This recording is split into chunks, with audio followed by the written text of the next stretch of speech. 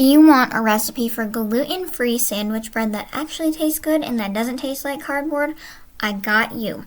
I spent months searching for the best gluten-free bread that doesn't taste like sadness, that doesn't fall apart, And you know what? When you find a good gluten-free bread that tastes good, doesn't cost the price of a college textbook, and you can freeze it, you don't question it. You commit. You settle down.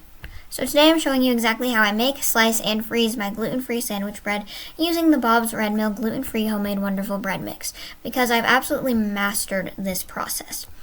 I love this bread mix because 1, it's cheap, I love that. 2, it tastes good, not good for gluten-free, but it's just good, like my brothers love it. 3, there's no weird chemicals or preservatives or like rice flour or any of that. 4, you can freeze it, which is essential because I don't have time to bake bread every 3 days and waste a whole bunch of moldy loaves that get all dry, Plus, I just love Bob's Red Mill, Bob, if you're seeing this, I appreciate you, man. So this part is super simple. You just pour the bread mix into a bowl. It comes with a yeast packet already in there. Empty the yeast packet into the bowl, and then add the ingredients it calls for. So a 1/4 cup of melted butter or oil. I used oil just because I didn't have any butter at the moment. And then 3 egg whites, 1 whole egg, and then 1½ cups of warm water, not too hot. Can't be too hot or else you will kill the yeast, but it can't be too cold or else you won't activate the yeast. So warm water. And to know if it's warm enough, I stick my finger in there, and if I say, ow, that's hot, it's too hot. And if I say, that's kind of cold, it's too cold. So I just kind of use my common sense, if you know what I mean. I mix it like so. You can use a handheld mixer, but I wouldn't recommend doing that because I find that it doesn't work all the best. So I just mix it with a big spoon or a spatula, whatever I have. It should be thick, like not exactly a bread dough, but like a really thick cake batter like this. Then you put it in a greased bread pan and cover it with plastic wrap. I smooth it out on the top because it bakes up prettier, and even though it's bread, I still want it to serve looks. I cover it with plastic wrap, and then I let it rise on the counter for about an hour, sometimes a little less, sometimes a little more, just depending on the day, you know what I mean? You know what I mean? A few moments later.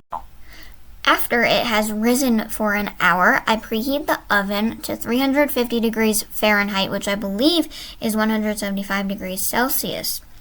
Math.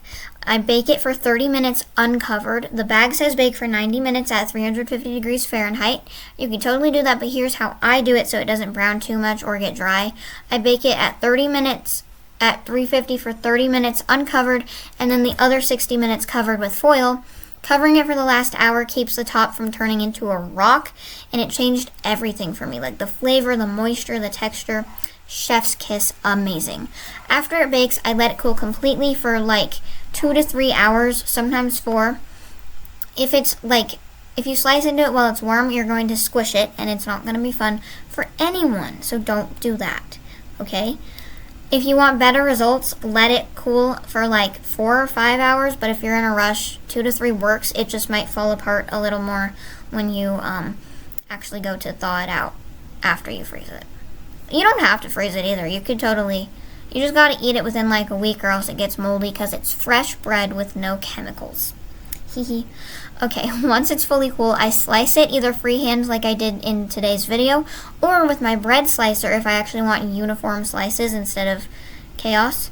I usually get around 20 to 24 slices depending on how thick I go, which is another reason I love the bread, because I can control how thick I want it. So if I want like Texas toast, I can make myself some Texas toast. But if I want regular sandwich bread, I can make regular sandwich bread, you know what I mean?